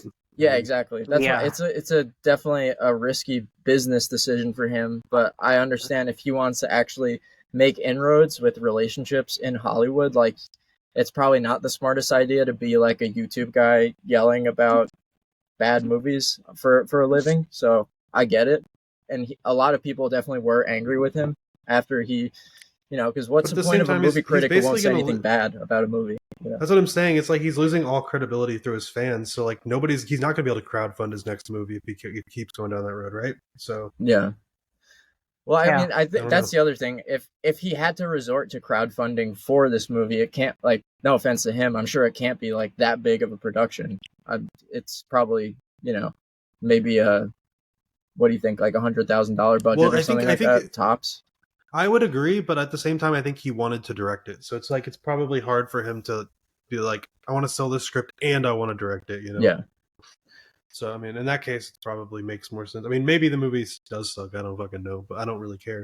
But I'm sure no studio, even if they liked his script, was going to let a first-time director just direct it. Well, I just think people were a little bit too hard on him because it's like, can you guys think of any notable examples of filmmakers that openly talk shit about other people's work? I mean, Quentin Tarantino's kind of gone on record talking shit about other people's movies, and Scorsese does. A lot of the older heads. well, Scorsese. The only instance I can think of is the Marvel thing, but that was, I mean, he's talked shit about other movies too, but like, I don't know. I mean, I can see where he's coming from, but at the same time, there's not that many instances of it because it's kind of a rare situation, right? I mean, I think anybody's going to understand that his job is to review movies, right? Yeah. Yeah. I think like it's If more. sis- if- I think it's just like I don't know. I don't know. I feel like the directors who already have established careers, like they have no reason to like fear like pushback by like critiquing and shitting on other movies. So like when Martin Scorsese talks about like how like, oh, Marvel sucks dick or whatever, like no one's gonna bat an eye because the guy already has this like massive career and he's not gonna like fall off or anything. But I guess like I get Chris Stuckman's point of like trying to schmooze as many people as he can so he can like make this film career a success. Now that being said, I would rather he just stop making like reviews then if he's just either going to be this just like stop making the blatantly videos. if he's just going to be this blatantly like unhonest and like You're just taking advantage of disingenuous. your fans. You know, like, because I get it, but because keep in mind, like when I make videos like me like shitting on like Roadhouse, like that's not the type of videos I normally make. I would much rather just like be making video essays about like anime and like movies and stuff like that. But like occasionally there comes a movie that pisses me off so much that I want to make a video about it, you know? So it's like, but I don't want to like I don't want that to be the end all be all of things, you know? So like which is why like for Chris Duckman, I'd rather he just like focus his channel on doing other things except reviewing then if that's like I don't get like what he's accomplishing by still reviewing movies but not being honest This or is gonna genuine sound about his opinions at the same time. this may sound like elitist or like shitty, but like reviews are like the like lowest common denominator content. Like I think it's just the laziest, easiest content he can put out without having to fucking do something else. Because he could just literally make videos, video essays, or just anything else like a couple times a month. But I think he just doesn't want to. Right? He could just make reviews and just He has done some video essays that have done really well, I think. Really? Yeah. I should His watch. like I his might video watch on them. like action movies, that was great. Like that Yeah. honestly like inspired a lot of my own perspectives on like action movies and such. And the same with his horror movie video. That was really great too. I think I've just found other like review channels that I just kind of agree with more at this point, so I haven't been following. But I don't know. I think that is kind of shitty. Who do you guys watch for movie reviews on YouTube? Mine's my favorite's Red Letter I Media. watch. Yeah, I love like Red Letter Media. I quite like Karsten Runquist. So. Oh yeah. I watch Jeremy Johns if I just want something like a quick review, just to like know if something's dog shit or not. Mhm. And then also Cody Leach. I watch. Yeah. The Sardonicast people, they have pretty valuable things to say about movies. They're great. I'm gonna give a pretty divisive opinion right now about Sardonicast, and I'm sorry if for somehow Ralph the movie maker ever sees this, but I really have an issue with the way that guy talks about movies. I don't know if you guys know what I'm talking about. I haven't watched them before, but like, so I'm or interested. Tim, like, if you're familiar with Sardonicast, I feel like I'm like somewhat familiar with what you're gonna say. So yeah, go ahead. like, basically, this is how he'll talk about movies sometimes. This is a hyperbole, but he'll basically say things like, "This movie sucked because the writing was bad, and the writing was bad because the writing is bad." Like, there's literally no analysis to anything this guy ever says. Really, it's almost like, I didn't like it. I'm not even gonna really tell you why I didn't like it or what's not good about it. It's just like, I think it's bad, and I'll make a joke about it that it's that it's bad. But there's no like real critical thinking going on with that guy that I've ever heard. I'd hate that too. I mean, that sounds like laziness more so than anything, because I'm sure at some point during the I've never watched them before and I know nothing about them, but I'm sure at some point he had to have been there because he had some kind of insight. Well, Sardonicast, are you familiar with the other two guys? Like, it's the I Hate Everything dude who's really good, and the Your Movie Sucks Adam guy who's also, I think, really good. I mean, Ralph, I've found some of his videos entertaining, but like, especially on that podcast where, I mean, I think all, this is the first podcast you guys have ever done, right? Wait, say it again. This Sorry, is the first podcast you guys have ever done. It's like a totally different skill. I've never done it before. Yeah. I mean, we're kind of just like sinking or swimming right now, like off the cuff. It's a different muscle you have to flex, and when you can write the scripts beforehand, you can kind of make your thoughts a little bit more rounded out. See, but that's kind of what I like about podcasts as well, because like with something like this, like I get so stressed out when I have to write a script because I have to think about, all right, not only do I need to like write a compelling argument, I also need to be entertaining and funny at the same time as well. And it's like so much like annoying work I have to do. But when it's just like us talking about like random bullshit, like I'm much more comfortable and relaxed to just like shoot the shit and see what happens, So. See, I'm a lot better when I'm prepared. I'm like the opposite. Same. I like writing the script and.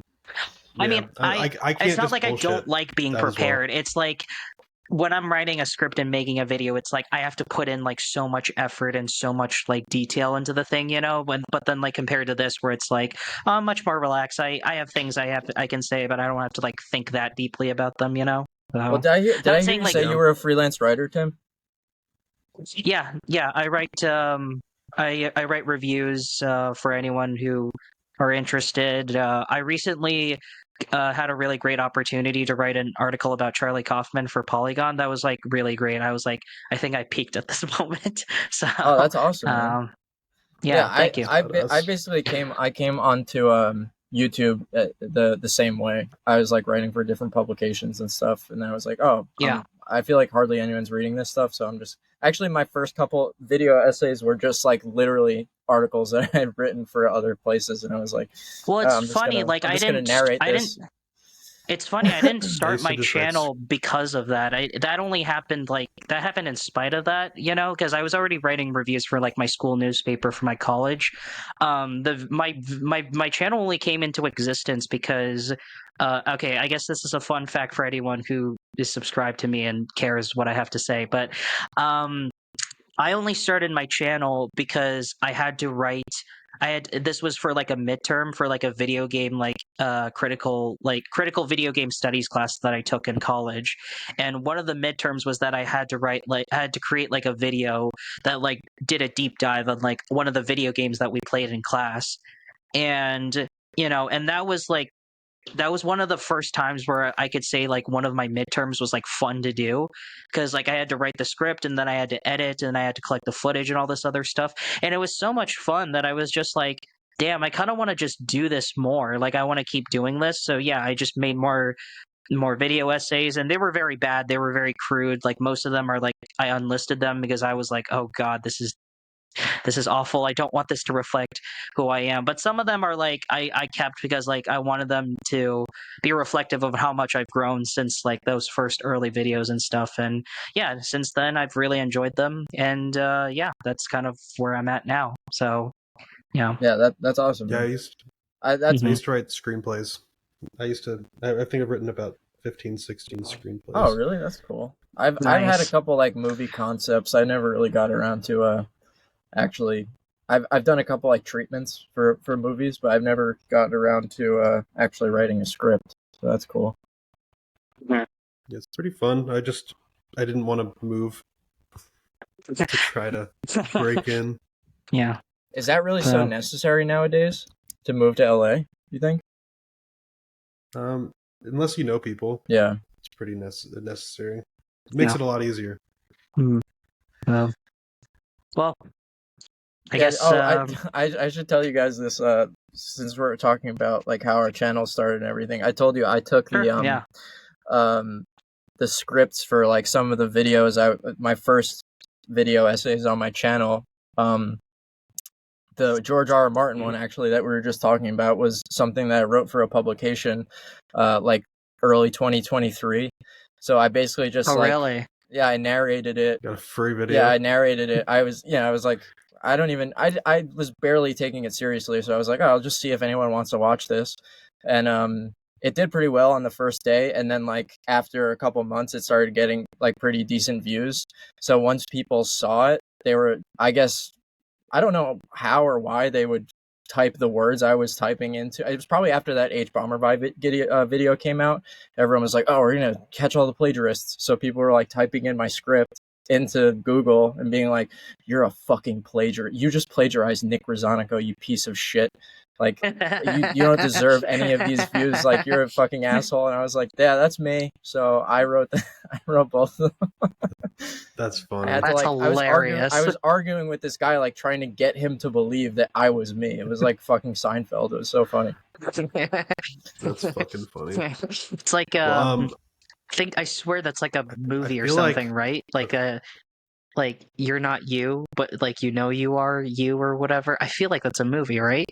Yeah. Those are actually the types of things that actually freak me out in horror movies more than anything. Whenever people don't believe you, or like people like don't see what you see, like that shit's freaky to me in horror movies. Yeah. Like the old Goosebumps shit, where like they're like fucking shooting blood out of their head, and they're not really that, but like something's happening right in front of their parent, they just don't see it.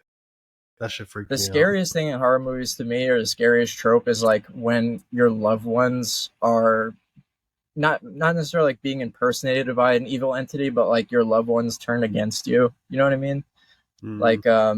Like Mom and Dad. Yeah, or like you ever see that movie like Good Night Mommy? I haven't seen the remake. I watched like the foreign language one. I forget what it came out in like the early 2010s, I think. But you know that movie I'm talking about, where the mom's like wearing a mask. No, I don't think so. It's about like No, I two haven't. young kids. I saw the trailer for this. I forgot about that. Well, the original. I can't speak on the. They just did a remake, but the original is very, very good, and it's all about like the kids don't really know if it's their mom because she's wearing this like all these bandages on her face after an injury, and shit like that just really deeply unsettles me. Yeah, I think I've heard of this I'll have before. to check that one I'll out. add it to the watch list anyway, but I think this looks familiar. Yeah. If But anybody's watching this, we should shout ourselves out on our YouTube channels so that people know where they can find our other stuff. You can find me on YouTube at Stop Culture. I'm VHS Guy. and I'm like I said, I'm Tim Jong-un Productions. Just type Tim Jong-un Productions. Or just type Actually, you're either gonna have to search VHS Guy official for me. yeah. Or just like type in like either Nausicaa the Valley of the Wind or Howl's Moving Castle. You'll probably see my video on there.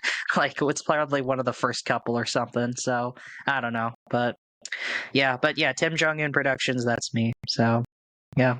Well, how do we want to close Well, this? we're gonna do this. Yeah, we should end this off. But yeah, we're gonna start doing this weekly, right? So Yeah.